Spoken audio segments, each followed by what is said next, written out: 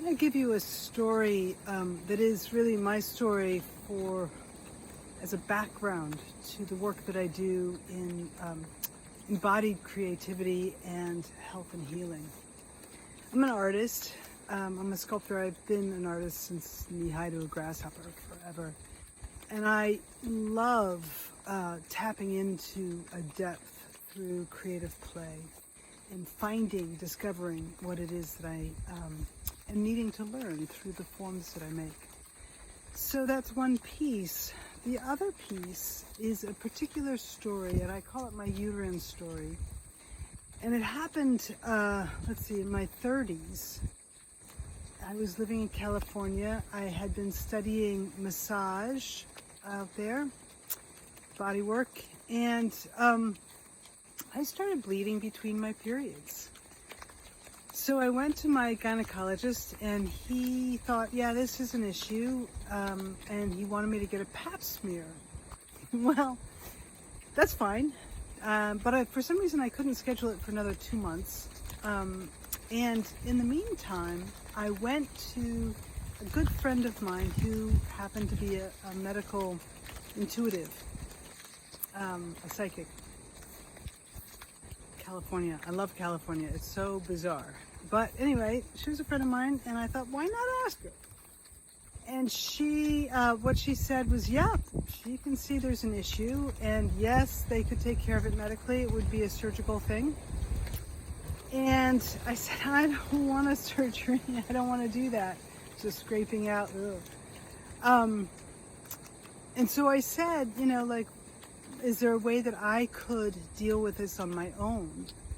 And she said, well, I don't know why, but what I'm getting is a vessel. The image I get is a vessel. I'm a potter. I'm like, I know vessels.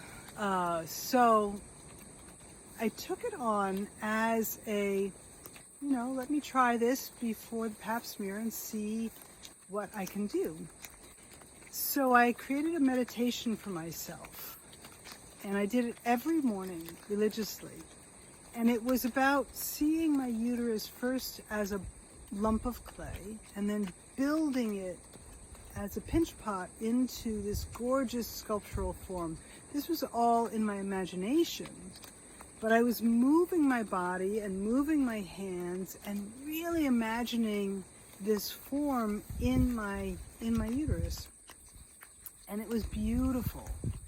Every day I would build it as pinch it up, and then I would scrape out the insides and I would scrape the outsides, and I would make this gorgeous form. And I fell in love with it, right? And then on the 5th or 6th day, I was doing this, and I got to the place of scraping it, and my imaginal tool couldn't scrape it. It couldn't do it. And it was like there was something going on. So I did the thing of just sit with that, get to know what it is. No judgment, no trying to change it, just what is going on? What does it look like? What does it feel like?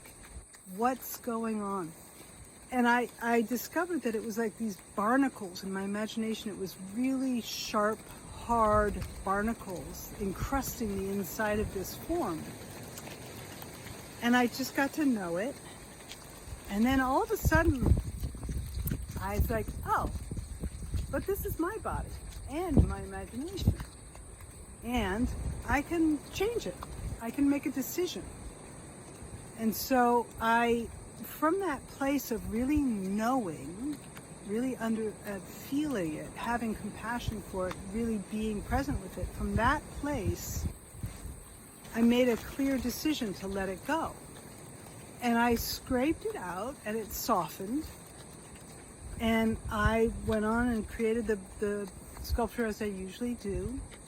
And that day, I did bleed. And never again between periods. It was cleared out. And of course, the pap smear was completely clear.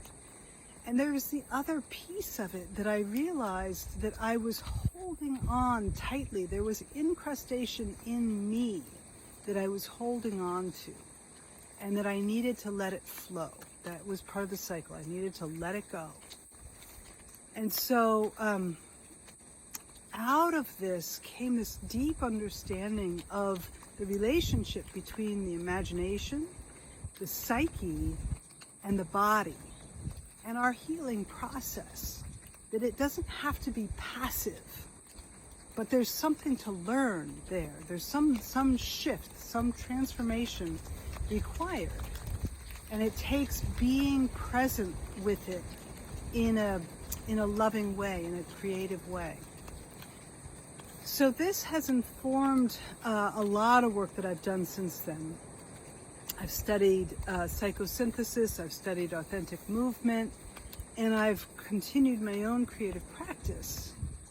And now I am offering workshops that are really about the relationship between the creative unconscious and our path to healing.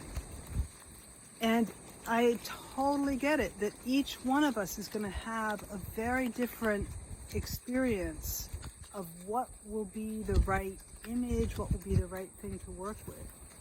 And for some, it's about being a creative and wanting fodder for your work because it's so rich and interesting. And for others, it is about having a health issue that you want to take on and use in creative imagination.